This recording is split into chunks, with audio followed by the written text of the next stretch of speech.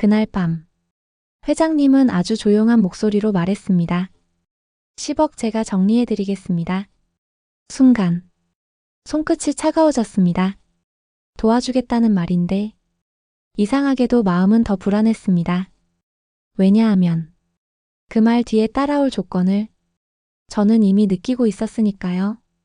제 이름은 양미선입니다. 올해 45, 경기도 외곽의 오래된 빌라에서 고등학생 딸과 시어머니를 모시고 살고 있습니다. 낮에는 서울 성북동의 한 대저택에서 가사도우미로 일합니다.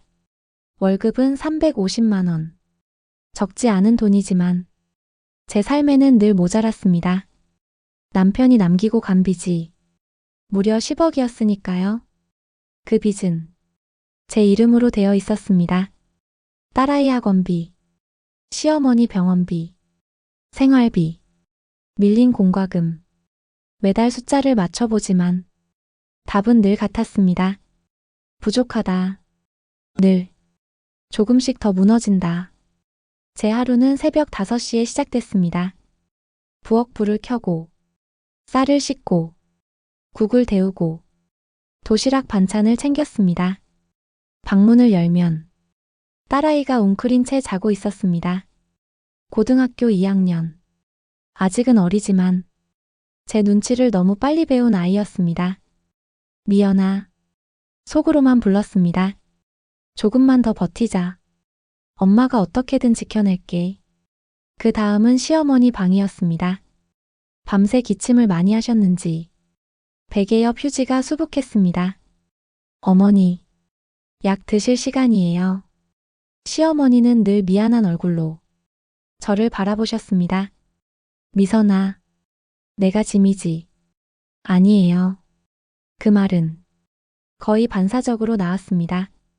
하지만 가끔은 그 말 끝이 아프게 떨렸습니다.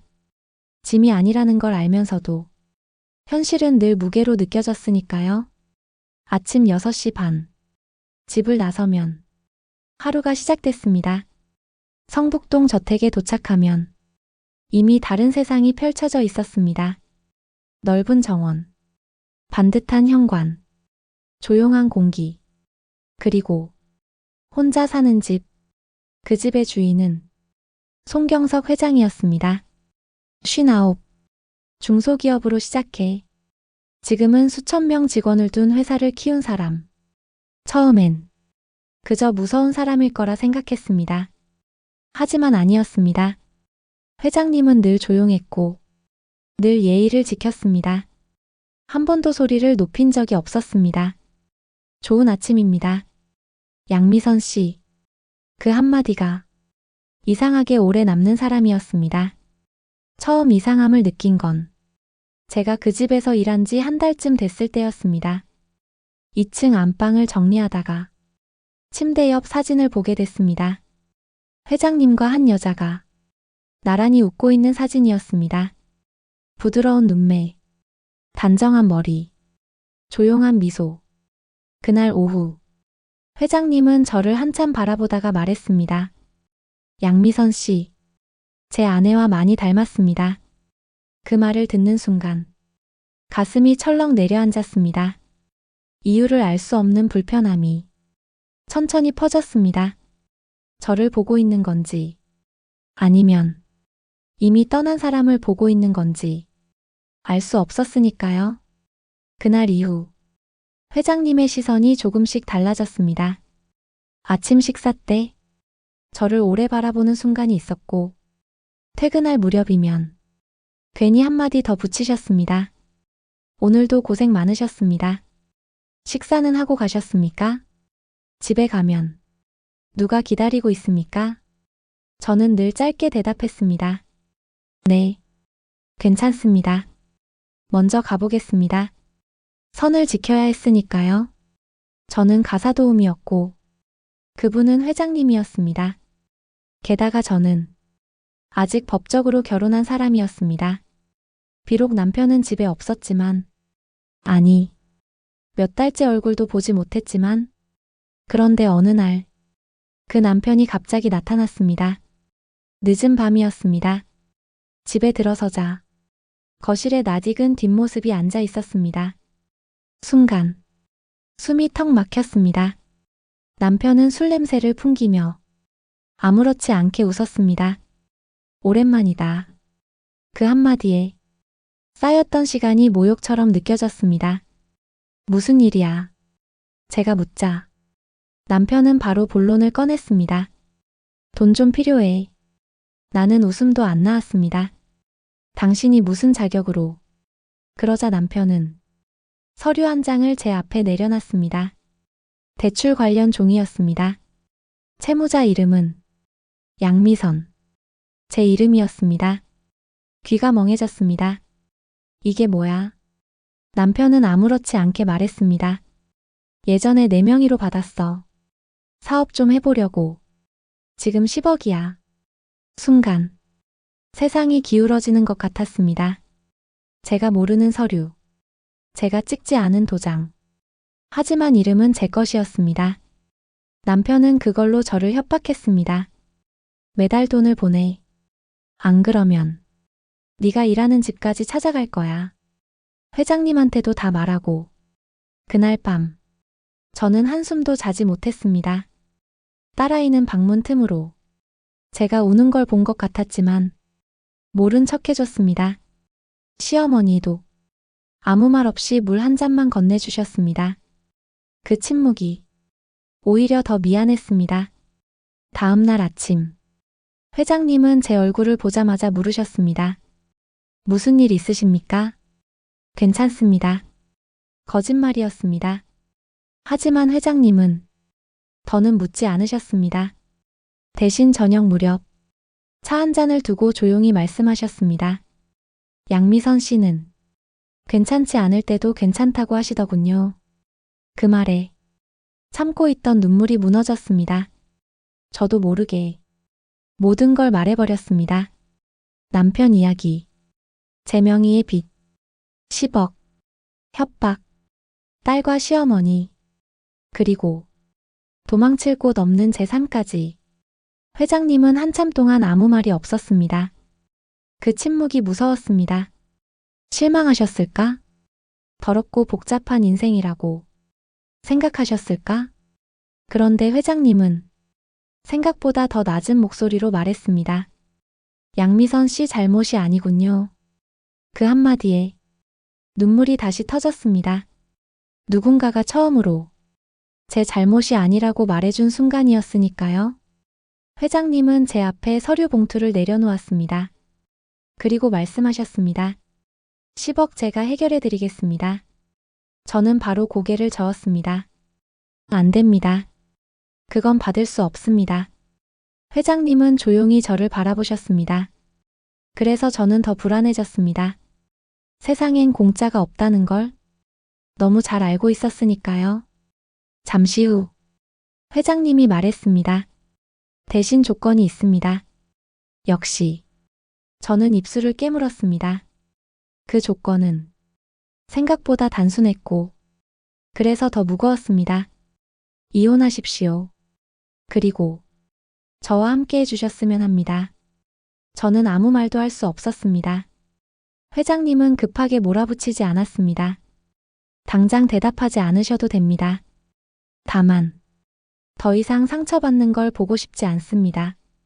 그날 집으로 돌아오는 길 창밖이 계속 흔들렸습니다. 무서웠습니다.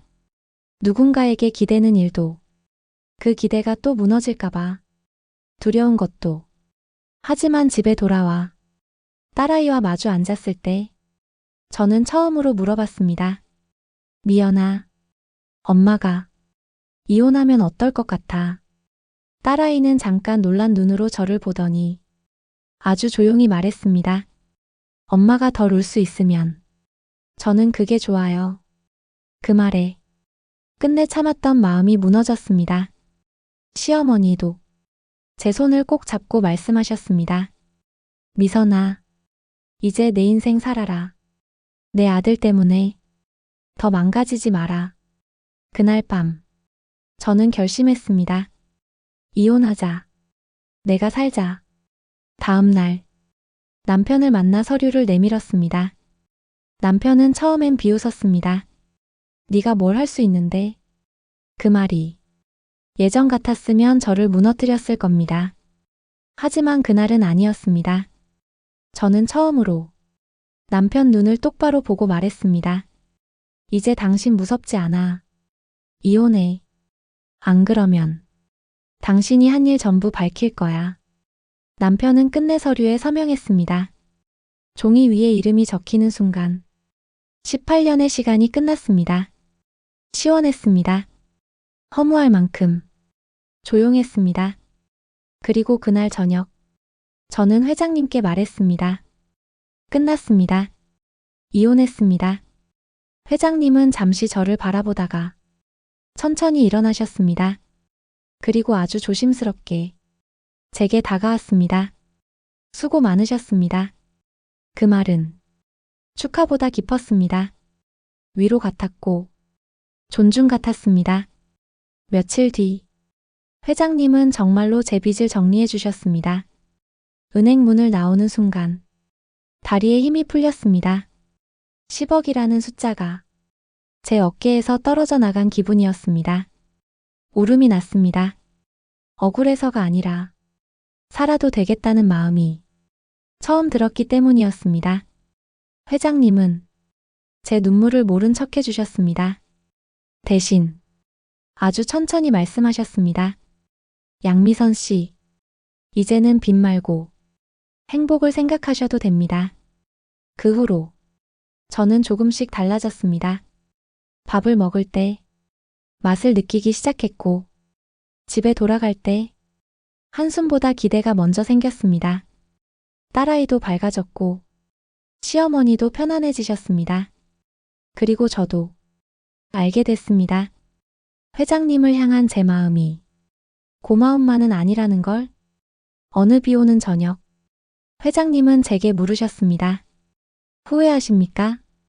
저는 한참 창밖을 보다가 고개를 저었습니다. 아니요. 늦었지만 이제라도 제 삶을 사는 것 같아요. 회장님은 그 말을 듣고 조용히 웃으셨습니다. 그날 저는 처음으로 확신했습니다. 사람을 살리는 건 돈만이 아니었습니다. 존중, 기다림, 억지로 끌지 않는 다정함. 그게 사람을 다시 일으킨다는 걸 저는 그분에게 배웠습니다. 지금도 저는 가끔 생각합니다. 그날 회장님의 제안은 제안이었을까요? 아니면 거래였을까요? 이제는 압니다. 처음엔 조건처럼 들렸지만 결국 제게 남은 건 강요가 아니었습니다. 선택이었습니다. 그리고 저는 처음으로 제 의지로 행복을 선택했습니다. 남편이 남긴 10억보다 더 무거웠던 건 포기한 마음이었습니다. 하지만 그 마음을 내려놓자 비로소 살 수 있었습니다. 저는 양미선입니다. 45. 한때는 빚에 눌려 하루하루를 버티던 가사도우미였지만 이제는 압니다. 인생은 늦게라도 바뀔 수 있다는 걸. 그리고 어떤 사람의 손길은 사람을 무너뜨리는 게 아니라 다시 살아가게 만든다는 걸요. 혹시 지금 여러분도 버티는 삶을 살고 있다면 꼭 이 말은 전하고 싶습니다. 불행에 익숙해졌다고 해서 그게 내 자리는 아닙니다. 참아온 시간이 길다고 해서 앞으로도 계속 참아야 하는 건 아닙니다. 행복은 늦게 와도 괜찮습니다. 정말 늦게 와도 그게 진심이라면 충분합니다.